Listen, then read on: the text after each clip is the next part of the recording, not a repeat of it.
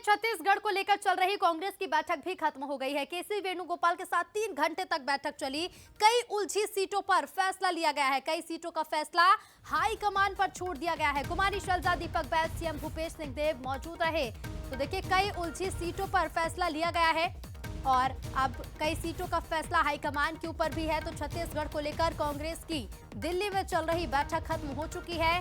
पहले एक बैठक और उसके बाद केसी वेणुगोपाल ने फिर से बैठक ली। करीब 3 घंटे तक ये बैठक चली, जिसमें CM Bhupesh, Kumari Shailja, deputy CM TS Singhdeo मौजूद रहे।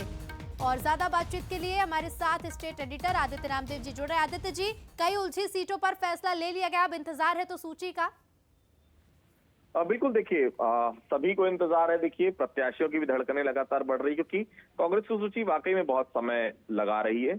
पहली एक लिस्ट आई है 30 की और 60 नाम। जब 30 में ये हाल है तो 60 नाम होंगे तब क्या हाल होगा, ये सभी सोच कर ही सशंकित। और सबसे बड़ी बात है, देखिए अभी एक राय बन गई है लगभग सभी सीटों पर।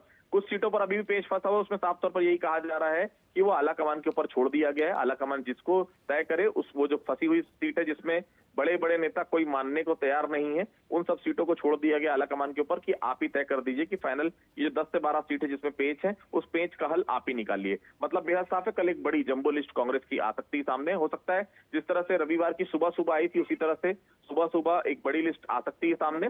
और भारतीय जनता पार्टी की भी लिस्ट है, वो भी उम्मीद की जा रही है लगभग देर रात या कल सुबह तक वो भी लिस्ट आ सकती है। तो फिलहाल कांग्रेस और बीजेपी दोनों की स्थिति सुबह तक एकदम क्लियर हो जाएगी। बिल्कुल आदित्य जी, बने रहिएगा, आपके पास फिर लौटूंगी मैं। तो छत्तीसगढ़ को लेकर कांग्रेस की बैठक चल रही थी और बैठक खत्म हो चुकी है और जल्द ही अब इन सीटों पर 60 सीटों पर ऐलान किया जाएगा। इसके साथ ही बीजेपी भी लगातार मंथन में जुटी है।